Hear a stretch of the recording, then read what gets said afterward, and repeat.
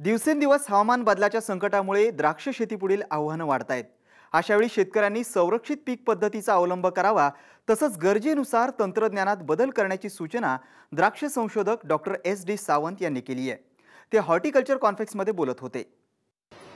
एका शेतकऱ्याची बाग आहे कुठे आणि त्या शेतकऱ्याच्या बागेच्या बद्दल डे टू डे त्याला जर ऍडवायझरी द्यायची असेल तर काय गोष्टी महत्वाच्या आहेत, आजचं वातावरण काय आणि ते नुसतं वातावरण असेल तर त्या वातावरणामध्ये कुठल्या रोगाचं महत्व आहे, म्हणजे कुठल्या रोगाचा जास्त धोका आहे। त्यानंतर नुसता रोगाचा धोका समजून उपयोग नाही, त्याच्या शेतकऱ्याच्याकडे जी बाग आहे त्या बागेमध्ये आज कुठल्या स्टेजमध्ये वेगवेगळ्या बाग आहेत, तर प्रत्येक बागेसाठी वेगवेगळी ऍडवायझरी आपल्याला द्यायची आणि ही देत असताना कशाही प्रकारचा ह्युमन इन्व्हॉल्वमेंट नाही पाहिजे। म्हणजे आपल्याकडे ज्या ज्या ऑनलाईन ऍडवायझरी देण्याचे प्रणालीच लोकांनी तयार केल्या आहेत त्याच्यामध्ये अशा प्रकारचं काही असतं की कुठेतरी फोटो काढा, त्याला पाठवा, ते बघणार फोटो आणि तिथे कुठेतरी एक्सपर्ट बसलेला असेल, तो एक्सपर्ट काय त्याचं ओपिनियन सांगणार आणि त्याच्यावरून तुम्हाला ऍडवाइस देणार। तर हा ऍडवाइस युनिफॉर्म असणं शक्य होत नाही। जसा एक्सपर्ट आहे त्याच्या ओपिनियन प्रमाणे ऍडवायझरी दिली जाईल, पण आम्ही ही प्रणाली तयार करण्याचा जो प्रयत्न करतोय हा सायंटिफिक बेस असतो। पर्टिक्युलर क्लायमेटमध्ये रोग कुठल्या त्याची रिस्क किती असेल याचं scientifically estimate, model base estimate होणार।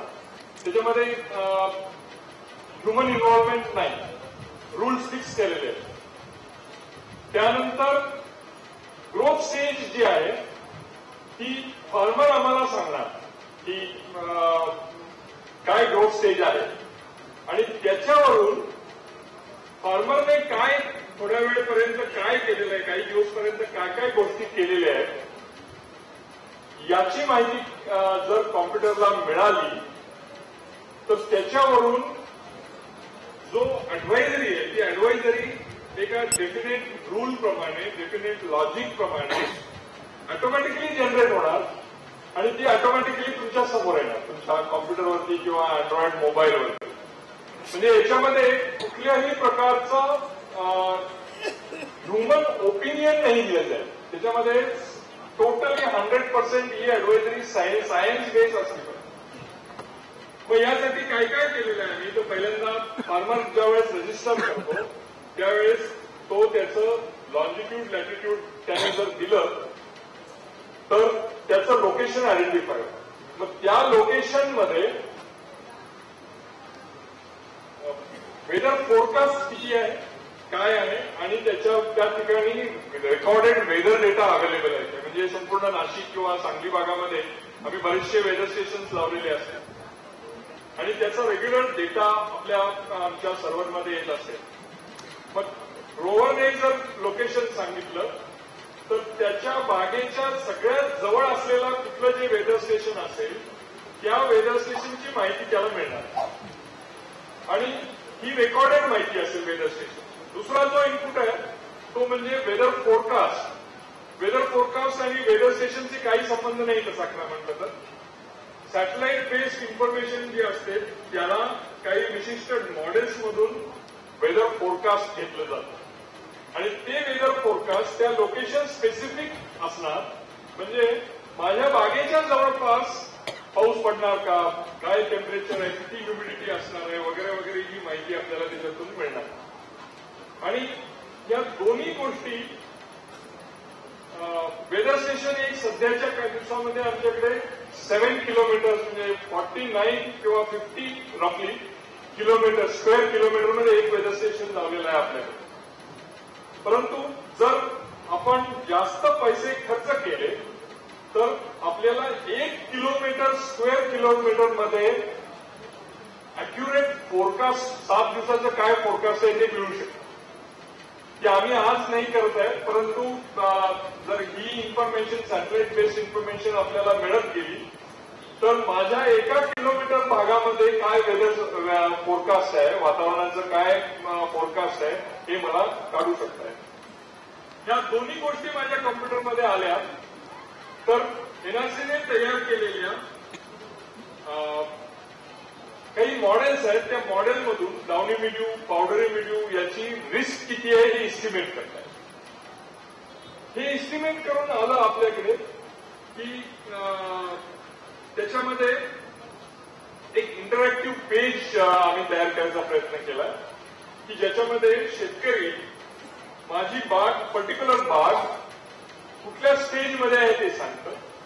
मागील 1-2 दिवसामध्ये काय त्याच्यामध्ये त्याने फवारणी केलेली आहे किंवा रोग नियंत्रणासाठी काय केलेलं आहे त्याच्याबद्दलच्या काही गोष्टी क्लिक करून सांगतात. आणि या 2 गोष्टी सांगितल्यानंतर ती इन्फॉर्मेशन कॉम्प्युटरमध्ये आली की ऑटोमॅटिकली ऍडवायझरी जनरेट होते आणि ती ऍडवायझरी त्या स्क्रीनवरती येते आणि त्याच्यावरून शेतकरी आज मी काय करू किंवा आणखी पुढच्या 1-2 दिवसामध्ये काय करू शकतो याच्याबद्दलची माहिती त्याला मिळाली तर तो स्वतःच डिसिजन घेऊ शकतो. म्हणून आम्ही त्याला असं म्हणतो ही डिसिजन सपोर्ट सिस्टम की 7 किलोमीटर बाय 7 किलोमीटर असा जर एरिया असेल तर त्याच्या मध्यामध्ये एखादं वेदर स्टेशन असेल आणि 50 एक असे त्याचे भाग होतील आणि त्या प्रत्येक 50 भागामध्ये लोकेशन स्पेसिफिक वेदर फोरकास्ट काय हे आपल्याला कॉम्प्युटरवरती जनरेट करता येईल आणि त्या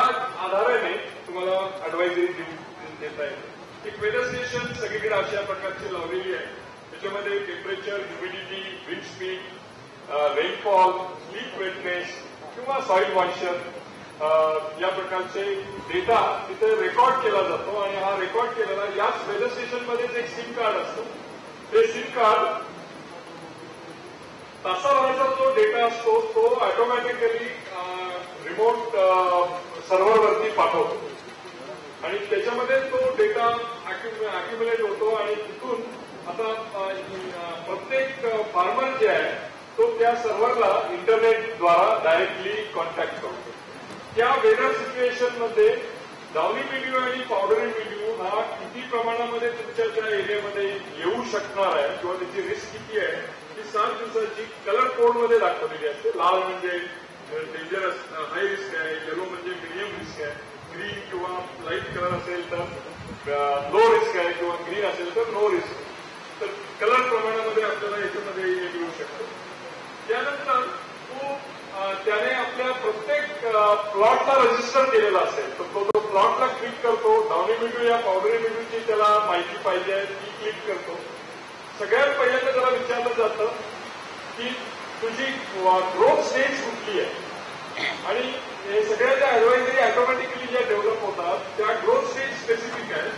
म्हणून ती पर्टिक्युलर बाग की ज्याच्यावरती त्याला ऍडवाइस हवा आहे त्याची ग्रोथ स्टेज काय आहे हे त्यांनी या चित्रावरती क्लिक करून कम्प्युटरला सांगायचं असतं. त्यानंतर त्यांनी मागच्या 2-3 दिवसामध्ये काय फवारणी केली, ती फवारणी सिस्टमिक होती, काय डोस केला, डोस होता तो बरोबर आहे का, एवढं सगळं त्यांनी जर क्लिक करून त्याच्यामध्ये सांगत गेला की त्यानंतर डायरेक्टली त्याला ऍडवाइस.